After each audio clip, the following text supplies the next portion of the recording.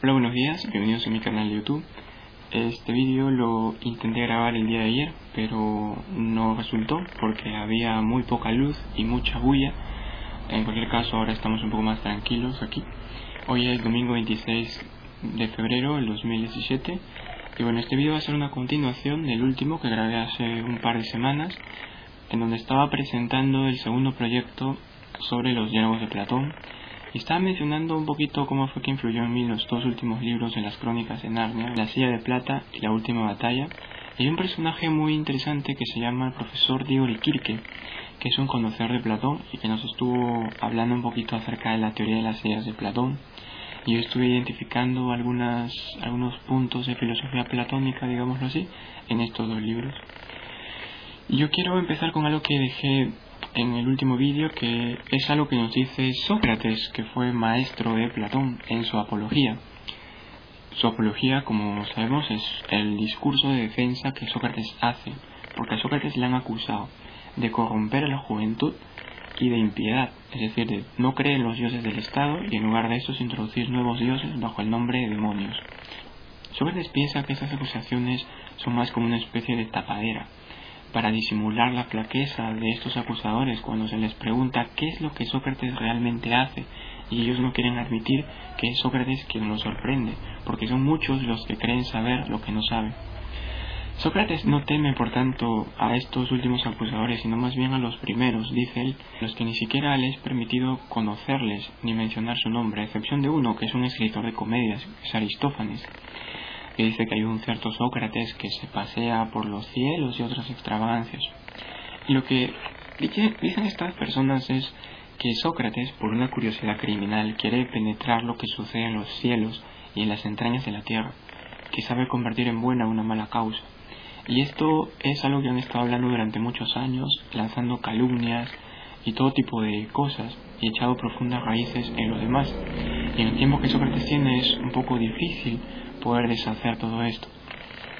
Pero ¿cuál es la razón de este odio que se tiene ante Sócrates? Sócrates explica el origen de esto en un viaje que hace él con su amigo Crefón hacia el templo de Delfos, en donde Crefón le pregunta al oráculo de Delfos si hay algún hombre más sabio que Sócrates, y el oráculo le responde que no. Una vez que Crefón le hace saber la respuesta del oráculo a Sócrates, Sócrates quiere dar con el verdadero sentido del oráculo y se pregunta: ¿qué es lo que quiere decir el oráculo al declararme a mí el hombre más sabio de todos? Porque yo sé sobradamente que en mí no existe ningún tipo de sabiduría, ni grande ni pequeña, de ninguna clase. Y Sócrates piensa que el oráculo se ha equivocado, y él quiere demostrarlo. Y la mejor forma de demostrarlo le parece que es presentándole al oráculo un hombre que sea más sabio que él. Y en Atenas hay muchos hombres que pasan como los más sabios del lugar. Y Sócrates va a la casa de uno de estos hombres a tocar su puerta, como lo va a hacer después a la casa de muchos, para preguntarles las cosas que él no sabe. Y son hombres importantes, políticos, artistas, poetas.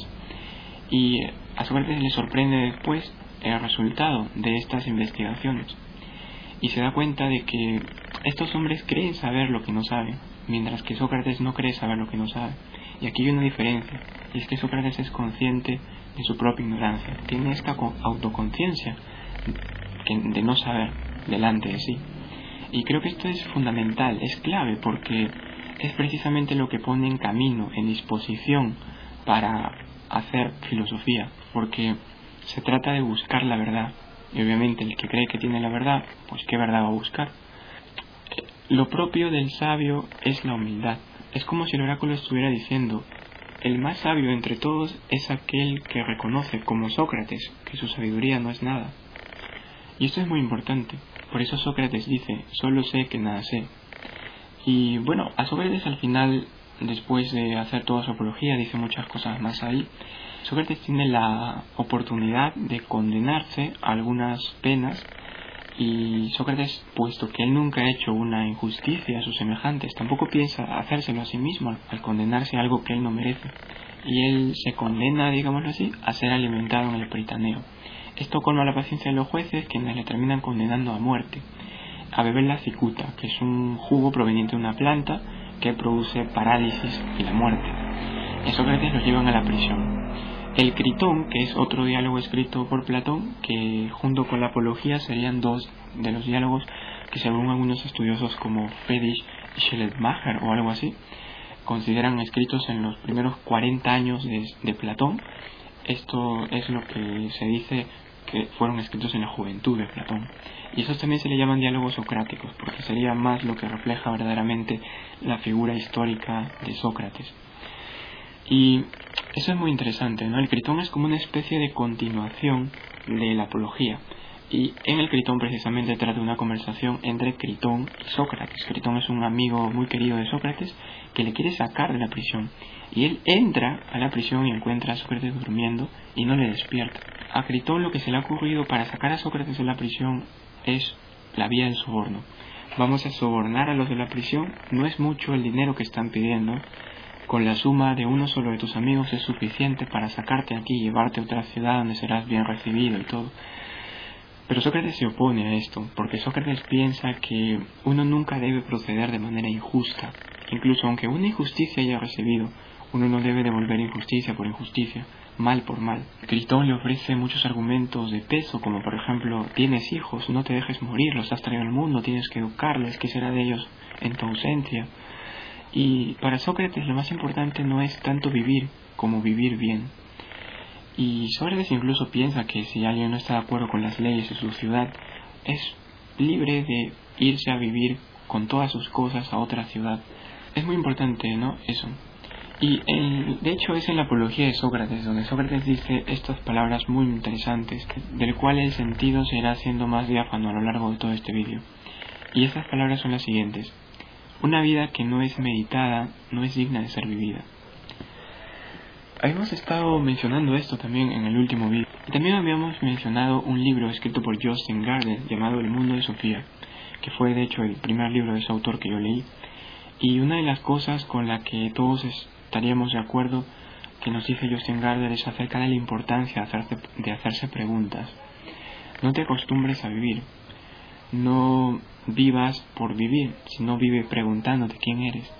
De hecho, estas dos preguntas, ¿quién eres y de dónde viene el mundo?, son las dos que están escritas en los papelitos que le manda el filósofo por correo a Sofía en esta novela. Y es muy interesante porque Jostein Gaarder parece que lo que nos está diciendo es: no pierdas esa capacidad de asombrarte de las cosas, de todo lo que existe, de tu propia existencia. Por eso para él parece como que los niños son filósofos, o son los que están en mejor disposición para hacerlo, porque son aquellos que siempre están asombrándose, no tanto en un sentido como ya vamos a ver más adelante, pero sí tienen esta curiosidad y se hacen muchas preguntas, quieren saber lo que son las cosas, preguntan muchas cosas a sus padres porque el mundo en el que viven es nuevo para ellos, pero ya conforme van creciendo se van habituando más y se van, digamos así, acostumbrando a vivir. Y una de las cosas con la que empieza Aristóteles, que fue discípulo de Platón, en su libro La Metafísica o Filosofía Primera, que metafísica es un título que le pone Andrónico de Rodas en el siglo I, pero lo que dice ahí es: todo hombre tiende por naturaleza, todo hombre desea por naturaleza saber. ¿Y qué significa esto? Esto significa que la razón del deseo del hombre por saber es nada más y nada menos que su naturaleza. Y la naturaleza es la sustancia de una cosa, es aquello en lo que eso consiste.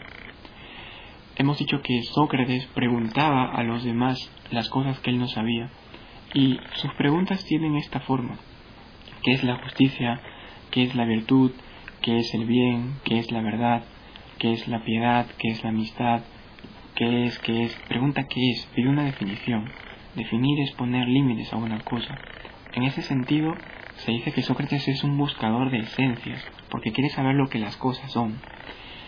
La esencia es lo que hace que algo sea lo que es. Es ese conjunto de elementos o de propiedades, mejor dicho, sin las cuales esa cosa dejaría de ser lo que es.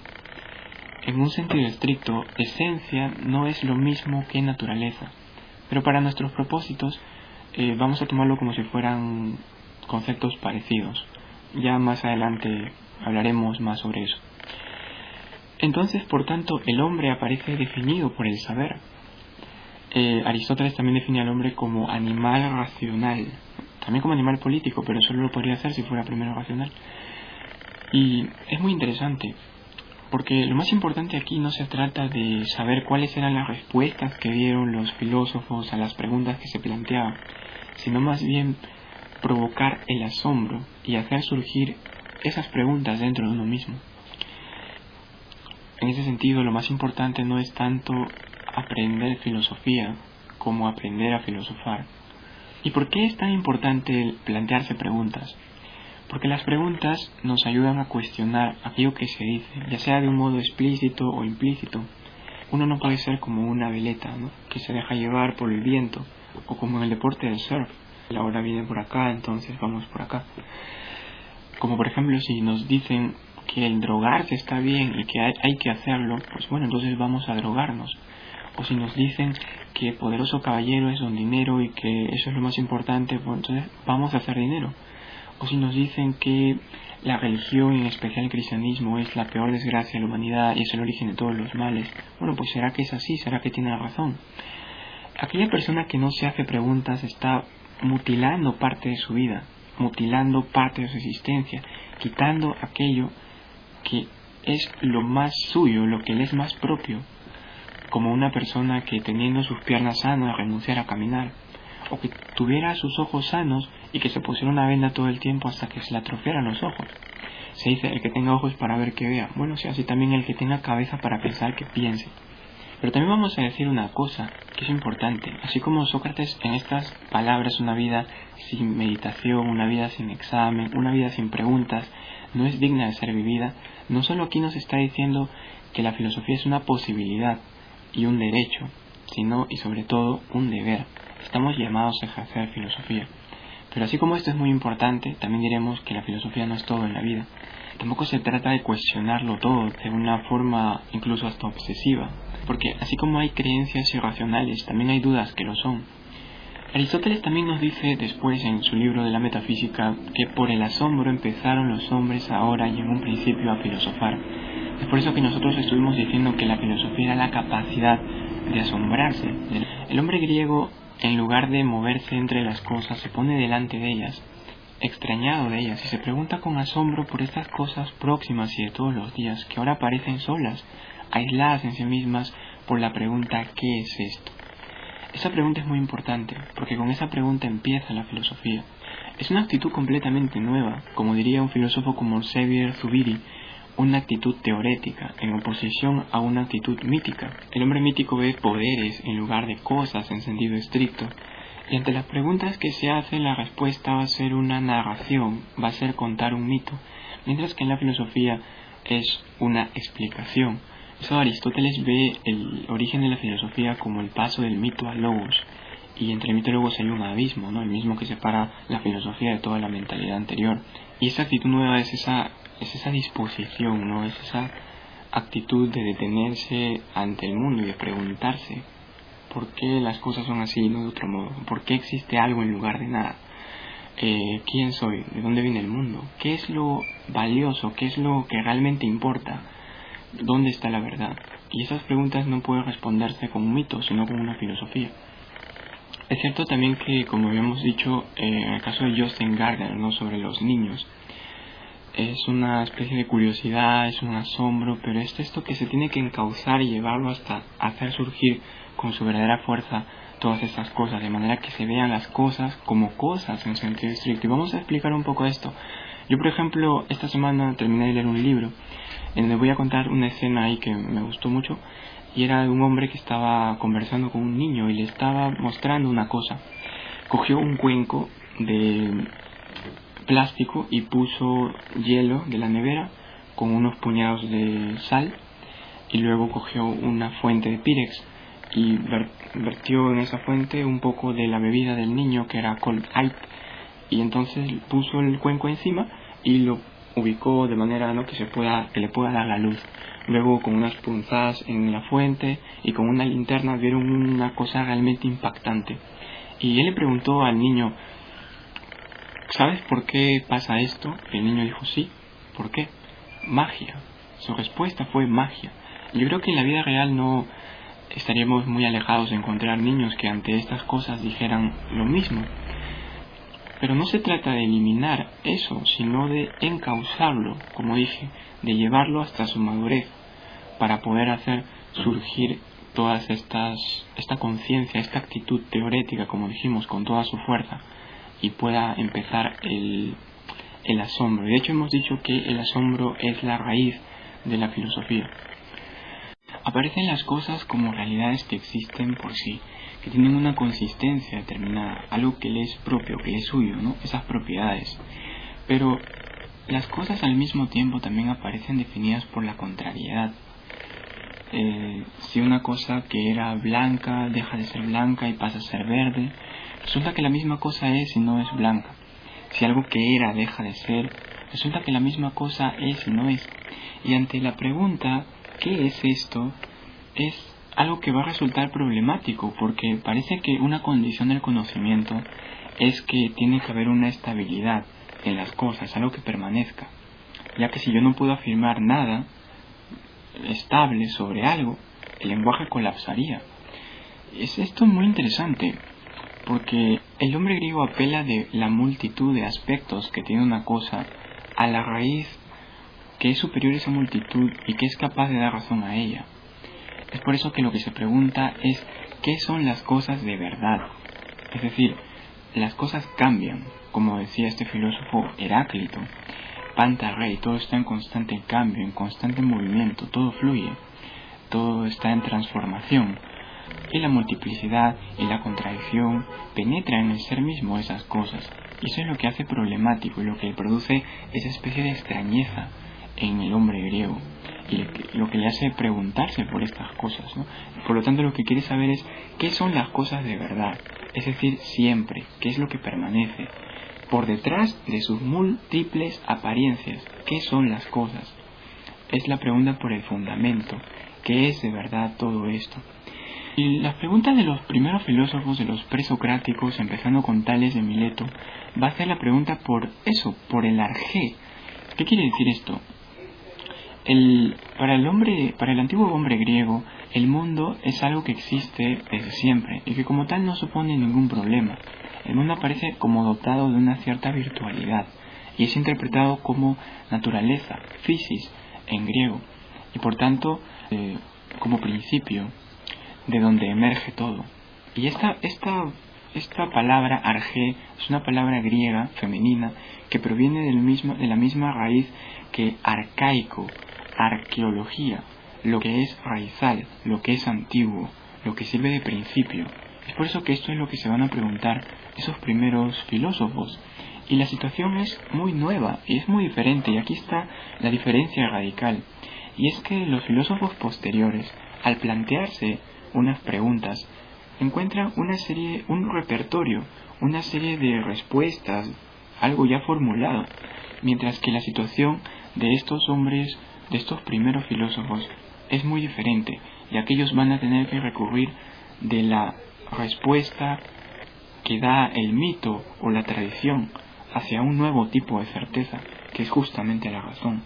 Y es por eso que Aristóteles decía que entre el mito y el logos hay un abismo, y eso es muy importante. Uno de los filósofos más importantes de toda la presocrática es Parménides.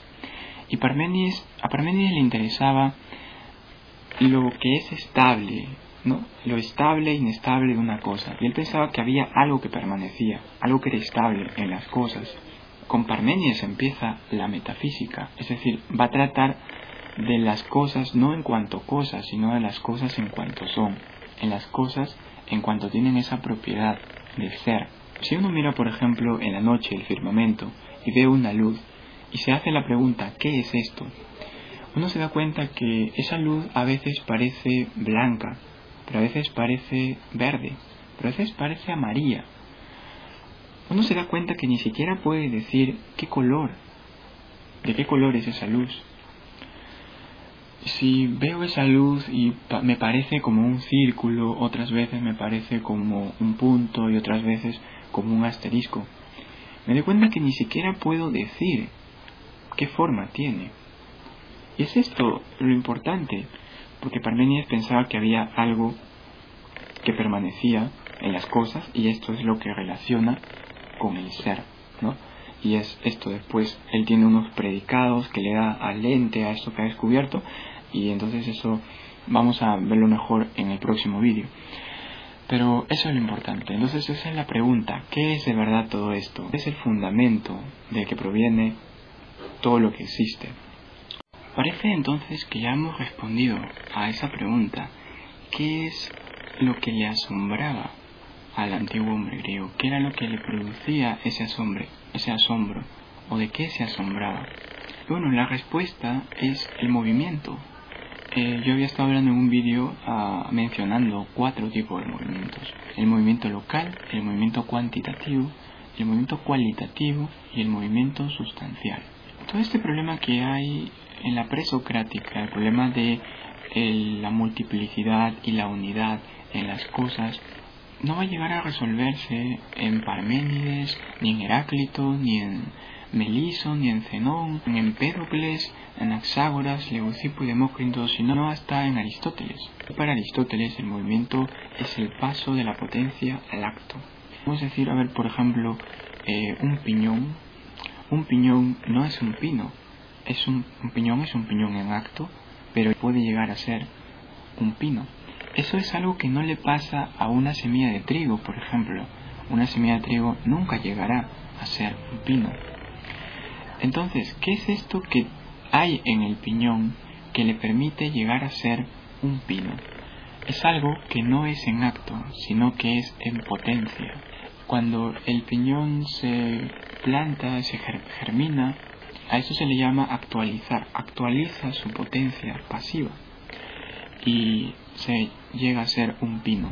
Entonces, un piñón es una mezcla, o más exactamente una composición de piñón en acto y pino en potencia. Este es un ejemplo típico de movimiento, pero no necesariamente de movimiento local, sino de movimiento cualitativo. Y la pregunta por el arjé, como habíamos estado hablando, por el principio del cual surge toda la realidad, toda la naturaleza o la fisis, las diferentes respuestas que se van a ir dando, sobre todo en los primeros filósofos como Tales, Anaximandro, Anaxímenes, es algo de lo que vamos a estar hablando en el próximo vídeo. Así que espero que os haya servido esto y bueno, será hasta la próxima. Adiós.